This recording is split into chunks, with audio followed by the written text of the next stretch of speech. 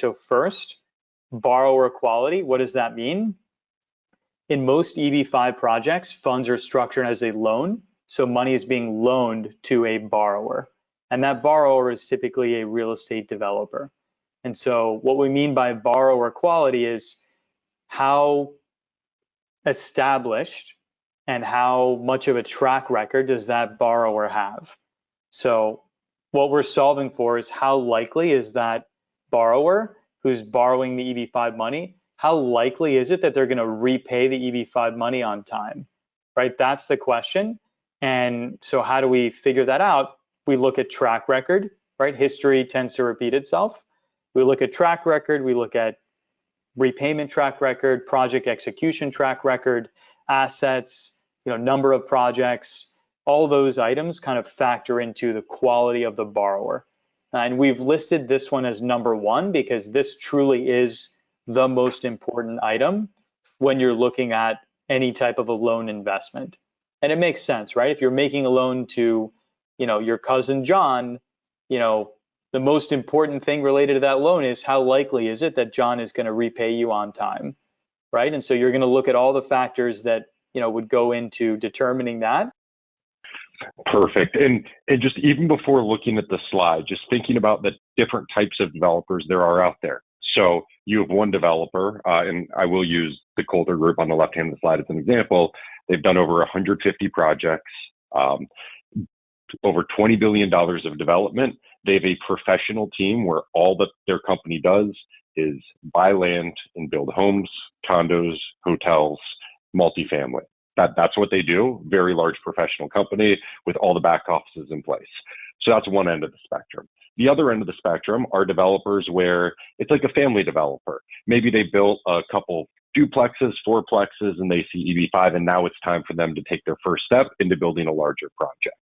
Like, who do you think has a much higher chance of being successful, both in the execution of the deal and also in underwriting it correctly and making sure that they have the right assumptions to make money on the project?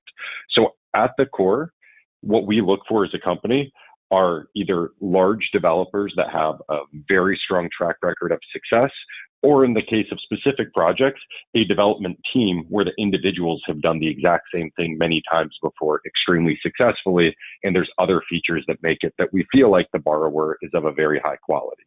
So it's just really important when you're looking at it to see how much have they built, how much have they repaid, have there been any prior bankruptcies or foreclosures or issues, and understanding what those could have been, why they happened, and how likely it is that that's going to happen again. So the best answer for something like this is a developer that's done billions and billions of dollars of deals, that's never defaulted on a loan, that's very successful in the markets that they operate, and that's also operating in growing markets and not declining markets. And once you put all of those together, you can feel really good about the borrower quality that you have.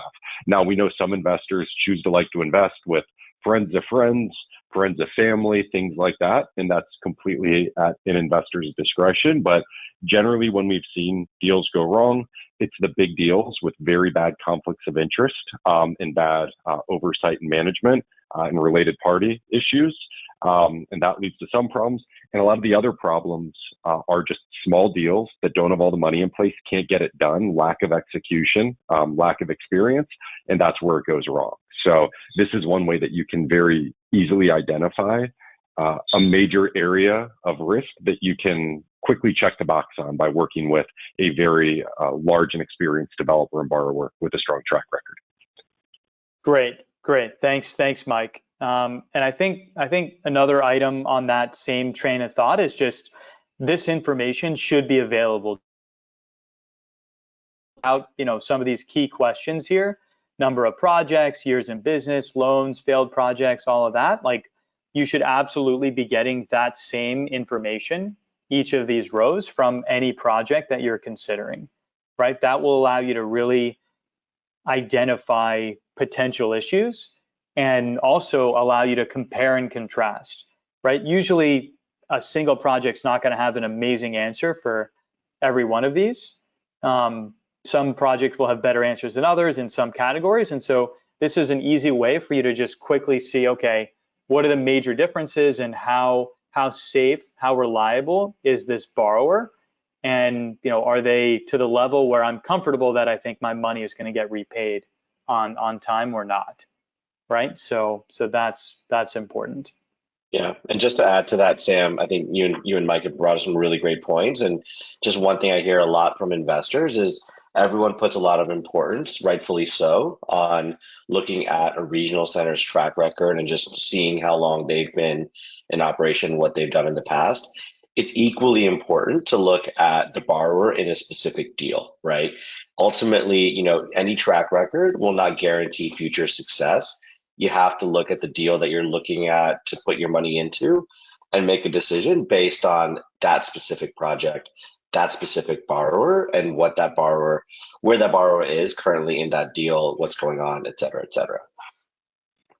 And this is focused on real estate. So when you think about borrower quality, we focus on real estate because that's the majority of EB-5 deals and what we feel the best fit for EB-5 is, because as you get to other industries like natural resources, oil and gas, those types of things that are usually much larger operations with completely different underwriting criteria in different lenders, it's a lot harder to do your diligence and figure out where the money's coming from than in relatively straightforward real estate deals, whether it's single family housing, condos, hotels, multifamily, where you can see this is where typical banks lend on with very formulaic routines, just because real estate's somewhat easy to underwrite. You generally know what things are going to cost because you get a maximum price contract. You can see comparables.